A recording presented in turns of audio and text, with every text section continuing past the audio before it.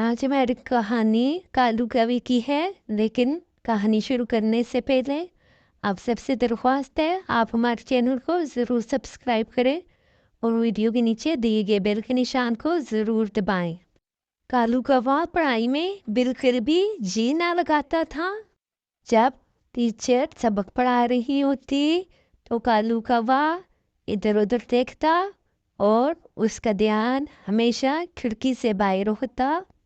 Teacher ने जब देखा कि कालू कौवे का ध्यान कहीं और है तो उसने कालू कौवे से पूछा कि बताओ, अगर तुम तेज बारिश और तूफान में फंस जाओ तो वहाँ से कैसे अपनी जान बचाओगे। तो कालू कौवा चुप हो गया, क्योंकि वो टीचर की बातों को नहीं सुन रहा था। उसका ध्यान कहीं और था। तो फिर टीचर ने गौरी से यही सवाल किया। तो गौरी ने टीचर को बताया कि अगर हम तेज़ बारिश और तूफान में फंस जाएं तो हम वहाँ से कैसे निकलेंगे।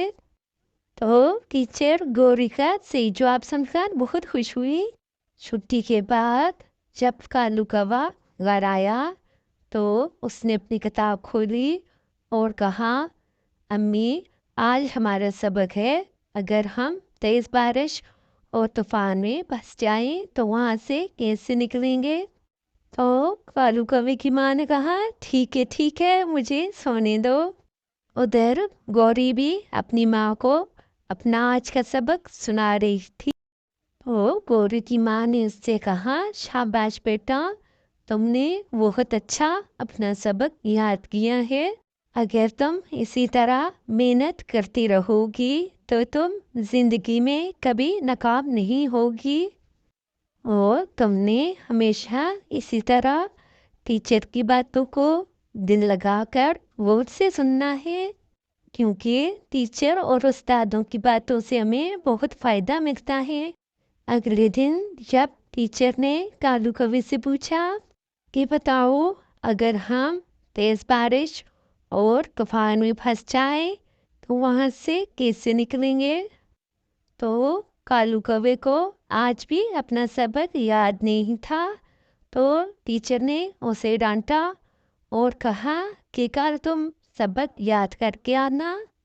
जब टीचर ने बाकी सबसे भी सबक सुना तो सबको अपना सबक याद था, लेकिन कालू कौवे का ध्यान अब भी खिड़की से बाहर ही था। कालू कौवा ना तो स्कूल में टीचर की बात ध्यान से सुनता और ना ही घर आकर अपना सबक सही से याद करता। एक दिन बाहर बहुत तेज बारिश हो रही थी। तो कालू कौवे ने अपनी माँ से कहा कि मैं नानू के घर जा रहा हूँ। तो कालू कौवे की माँ ने उसे मना किया, ये बाहर बहुत तेज़ बारिश है और साथ में तूफान भी है। तो कालू कौवे ने कहा कि मुझे तूफान और बारिश का सामना करना आता है।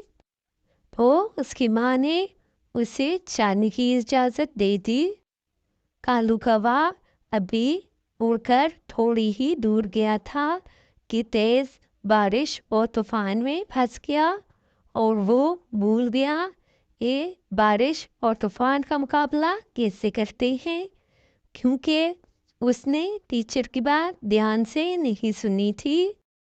अब कालू कौवा दिल में बहुत पछता रहा था कि काश मैं टीचर की बात को और से सुन लेता तो आज मैं इस मुश्किल में न फंसता। लेकिन अब क्या हो सकता था। उधर गौरी भी किसी काम से बाहर आई हुई थी, लेकिन गौरी को तेज़ हवा और तूफान का मुकाबला करना आता था, इसलिए वो बड़े आराम से अपना काम मुकम्मल करके घर चली गई।